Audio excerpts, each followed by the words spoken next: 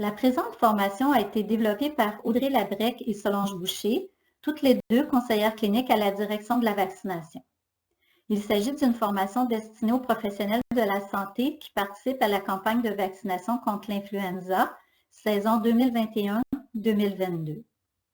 Pour suivre cette formation, il est recommandé d'avoir en main 3 outils. Premièrement, le formulaire 68-000-739 intitulé « Vaccination contre la grippe et le pneumocoque ». À noter que ce formulaire de vaccination est disponible seulement pour la vaccination 6 de Laval et qu'il ne peut être diffusé. Deuxièmement, la fiche indicative concernant la vaccination gratuite contre la grippe et contre les infections invasives à pneumocoque.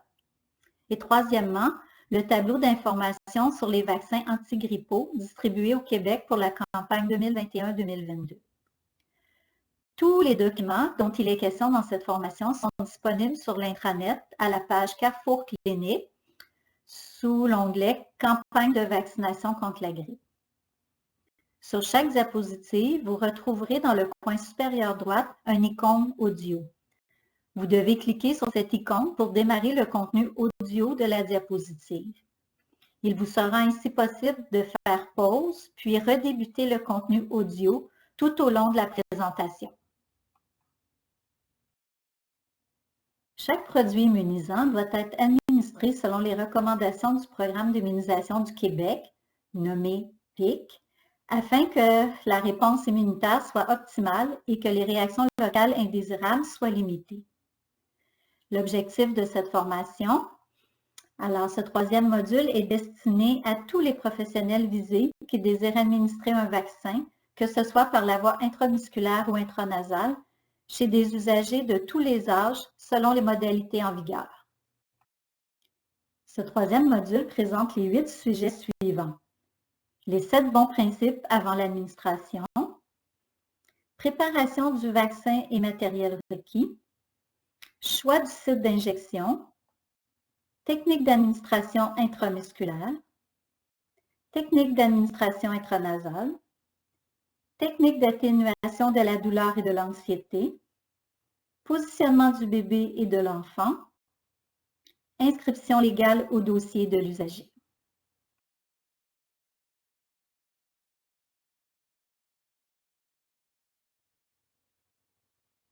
Ce graphique représente les 7 bons principes dans l'administration des médicaments. Alors, suite à l'évaluation de l'usager et avant de procéder à l'administration d'un vaccin, il est essentiel de procéder à la vérification des 7 bons suivants. 1. Le bon usager, c'est-à-dire assurer la double identification, par exemple, lui demander son nom et sa date de naissance. 2. Le choix du bon vaccin incluant sa date de péremption inscrite sur l'étiquette de la fiole ou de la seringue pré-remplie. 3. Le choix de la bonne dose à préparer et à administrer selon le produit. Par exemple, 0,5 ml de Fluzone quadrivalent chez les usagers de 6 mois et plus. 4. La bonne voie d'administration.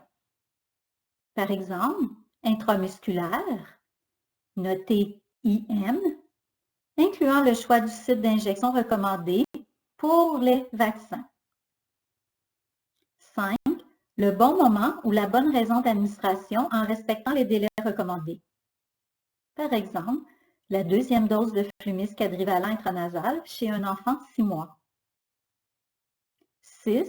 La bonne documentation ou inscription au formulaire prévu au dossier de l'usager. Et 7. Le bon suivi et surveillance des manifestations cliniques observables, dit aussi effets secondaires, à effectuer dans les 15 minutes et plus suivant l'administration du vaccin. La préparation du vaccin. Alors, se laver les mains avant de manipuler le matériel. Le port des gants n'est pas requis pour la vaccination, sauf si le vaccinateur pense venir en contact avec des liquides biologiques potentiellement infectieux ou s'il présente des lésions ouvertes aux mains. La préparation du vaccin à partir d'une fiole multidose.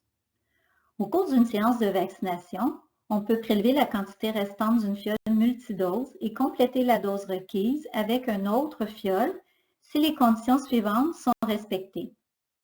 Un agent de conservation est inclus dans le produit. La date de péremption n'est pas dépassée. Les fioles ont le même numéro de lot. Les fioles sont conservées entre 2 et 8 degrés entre les prélèvements. Les mesures d'asepsie sont rigoureusement respectées. Ensuite, avec une seringue pré-remplie, il faut placer la bulle près du piston avant l'injection. Si nécessaire, tapoter légèrement le corps de la seringue, l'aiguille vers le bas, pour que la bulle remonte jusqu'au piston. De façon générale, la bulle d'air contenue dans la seringue permet de s'assurer que l'intégralité du contenu de la dose sera injectée.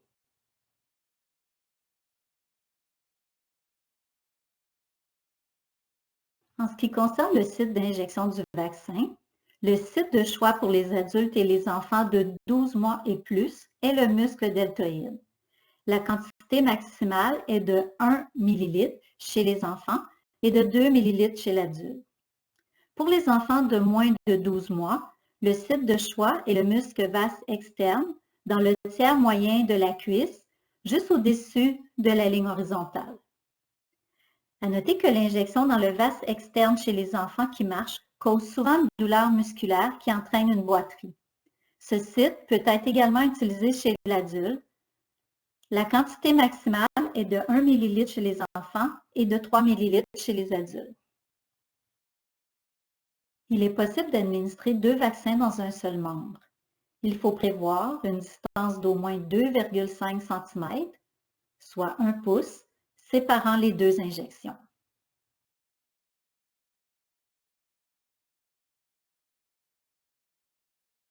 Cette diapositive présente la technique d'administration intramusculaire, inscrire IM. Pour les enfants de moins de 12 mois, une aiguille de calibre 25 de 7/8 de pouce est utilisée. Pour les enfants de 12 mois et plus, ainsi que les adultes, une aiguille de calibre 25 de 1 à 1 pouce et demi est utilisée. La procédure. Utilisez une aiguille assez longue pour pénétrer dans le muscle, puisque l'injection dans les tissus adipeux peut nuire à la réponse immunitaire. Tendre fermement la peau entre l'index et le pouce. Enfoncer l'aiguille de mouvement sûr et rapide et injecter rapidement le produit. Ne pas aspirer avant d'injecter le vaccin.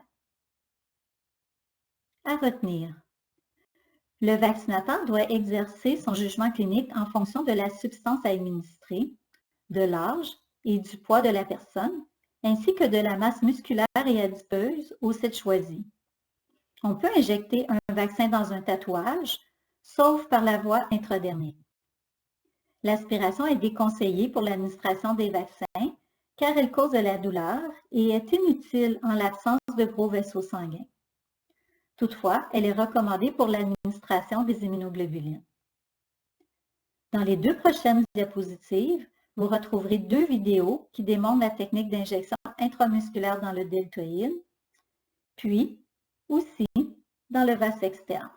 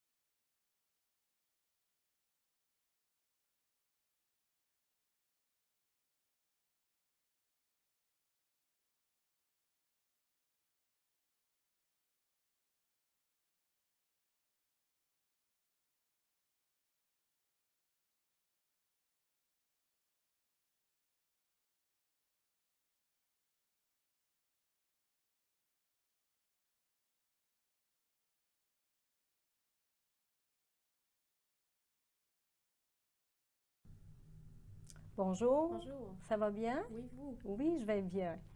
Bonjour, Édouard. Bonjour, bonjour. Est-ce que tu vas bien, toi, Édouard? Hein? Tu viens pour un petit vaccin. Alors, on va l'installer pour la vaccination. Alors, ce que vous allez faire, vous allez prendre ce petit bras ici. Vous allez le mettre derrière vous. D'accord. Qu'est-ce qu'on fait, Édouard? On va tourner l'enfant comme ça. On l'assoit confortablement. Tout à fait, c'est bien. Vous, maman, vous allez vous occuper de ce bras-là.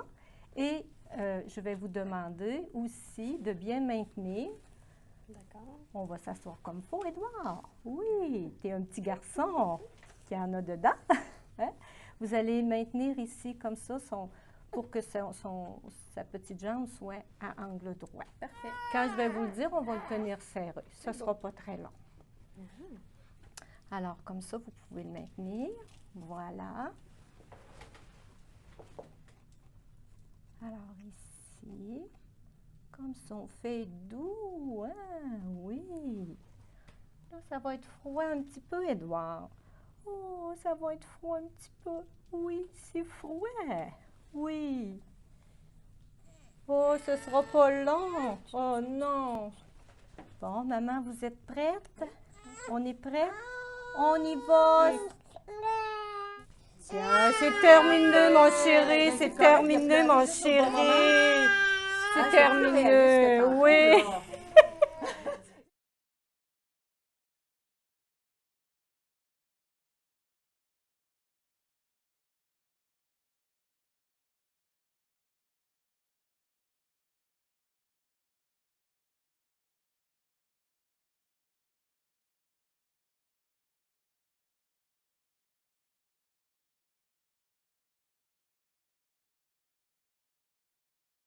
Cette diapositive présente le dispositif et la technique d'administration intranasale dans les narines.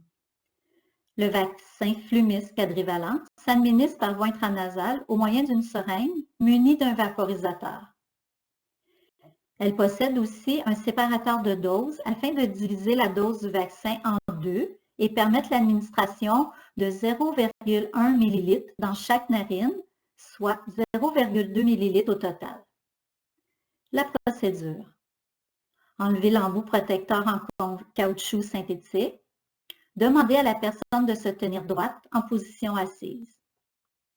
Introduire l'extrémité du vaporisateur à l'intérieur de la narine. Pousser doucement.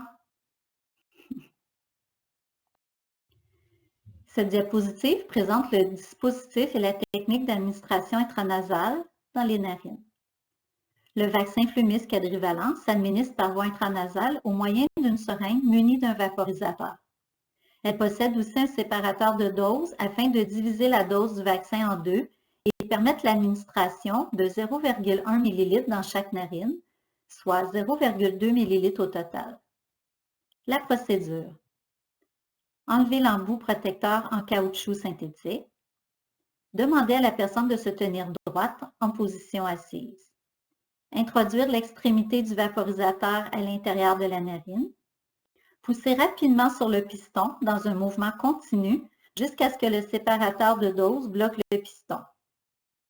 Retirer le dispositif de la narine de la personne. Ensuite, pincer le séparateur de dose et le retirer du piston. Vaporiser le reste du vaccin dans l'autre narine. À retenir. Une inhalation active ou un reniflement n'est pas requis durant l'administration.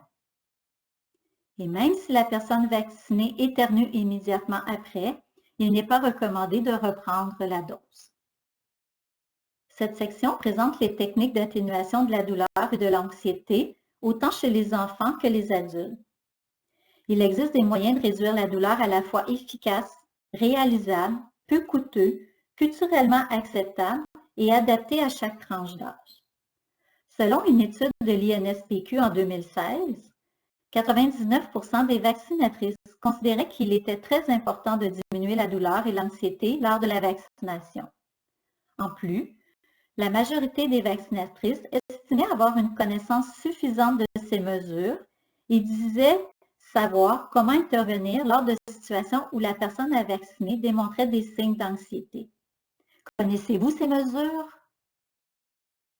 Les mesures générales sont adopter une attitude calme et rassurante, utiliser un langage neutre, maintenir une position adéquate. Par exemple, assis dos droit ou couché sur le dos en cas d'antécédent de malaise s'il s'agit d'un adulte. Un autre exemple, tenu dans les bras de la personne accompagnante s'il s'agit d'un enfant.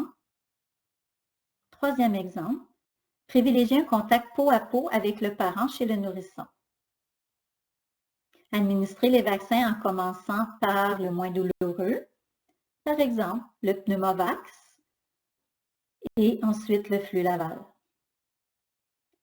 Ne pas aspirer lors de l'injection, car le mouvement de l'aiguille et l'allongement de la durée de sa présence peuvent augmenter les phénomènes douloureux.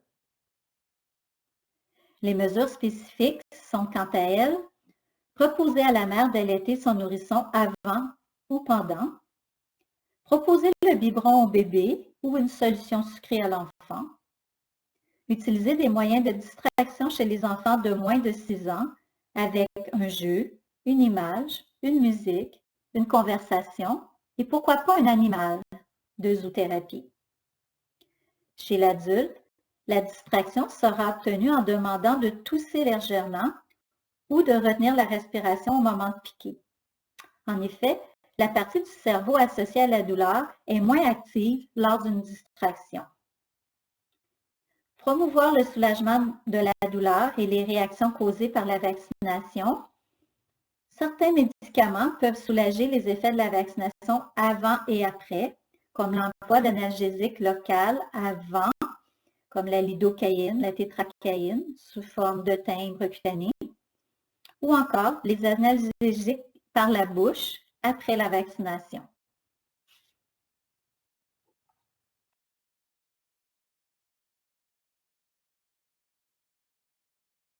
Voici 2 suggestions de positionnement du bébé dans les bras du parent, si possible, pour une injection dans le muscle vas externe. Pour la mère qui allaite, placez le nourrisson dans la position de la madone. Notez que l'allaitement constitue une méthode de soulagement de la douleur chez le bébé qui reçoit un vaccin. Demandez aux parents de dénuder la jambe ou le bras. Chez les plus petits, demandez aux parents de tenir fermement les jambes et les pieds de l'enfant entre ses cuisses. Les bras sont maîtrisés par l'autre main du parent. L'enfant plus vieux peut être assis différemment, mais les bras et les mains doivent être tenus fermement par le parent. Voici 3 suggestions de positionnement de l'enfant dans les bras du parent, si possible, pour une injection dans le muscle deltoïde. L'enfant plus vieux peut être assis différemment, mais les bras et les mains doivent être tenus fermement par le parent. Au besoin, vous pouvez lire attentivement les directives à donner aux parents. Cette dernière partie fait un rappel de l'inscription légale du vaccin administré au dossier de l'usager. Je vous invite à prendre le formulaire « Vaccination contre la grippe et le pneumocoque ». Les différentes parties de ce formulaire ont été abordées et expliquées au module 2. À noter que ce formulaire est disponible seulement pour la vaccination au 6 de Laval et qu'il ne peut pas être diffusé. Pour les autres sites de vaccination, veuillez vous assurer de documenter toute l'information nécessaire selon la procédure en vigueur dans votre établissement.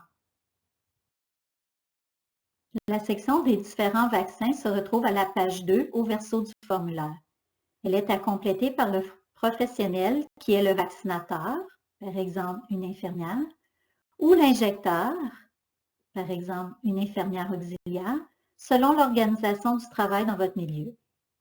Pour le choix du vaccin, vous référez à l'outil « Informations sur les vaccins antigrippaux » distribué au Québec dans le cadre du programme de santé publique, saison 2021-2022, ainsi qu'au contenu de la formation de l'ENA, campagne de vaccination contre l'influenza 2021-2022, également en ligne.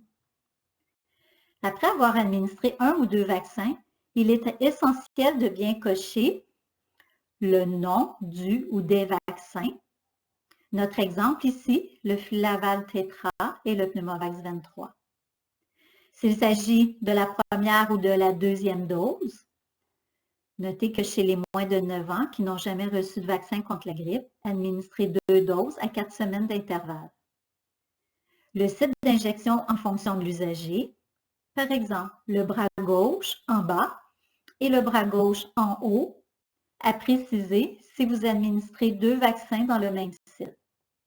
Le numéro de lot complet, la date de péremption indiquée sur le contenant du vaccin. Exceptionnellement, si vous utilisez un produit résultant d'un bris de la chaîne de froid, précisez le numéro d'identification. Ensuite, cochez que vous avez expliqué à l'usager les informations relatives au vaccin administré ainsi que les effets secondaires possibles, que vous avez recommandé la période d'attente de 15 minutes ou plus post-administration. Pour terminer, n'oubliez pas d'inscrire votre signature, votre titre d'emploi, votre numéro de permis d'exercice, ainsi que la date et l'heure. La collaboration de tous les professionnels de la santé est essentielle au succès de la campagne de vaccination contre l'influenza. Pour des questions plus spécifiques en lien avec l'application du PIC, vous pouvez rejoindre une conseillère du service clinique à la direction de la santé publique du CIS de Laval au poste téléphonique 3217. Pour les cliniques de vaccination massive, vous pouvez vous référer à vos assistantes et aux conseillères à la vaccination. Maintenant, il est temps pour vous de compléter le questionnaire post-formation au lien indiqué.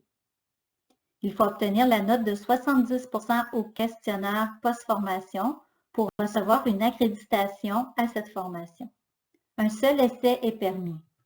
Si la note au questionnaire est inférieure à 70%, les heures de formation seront alors non accréditées.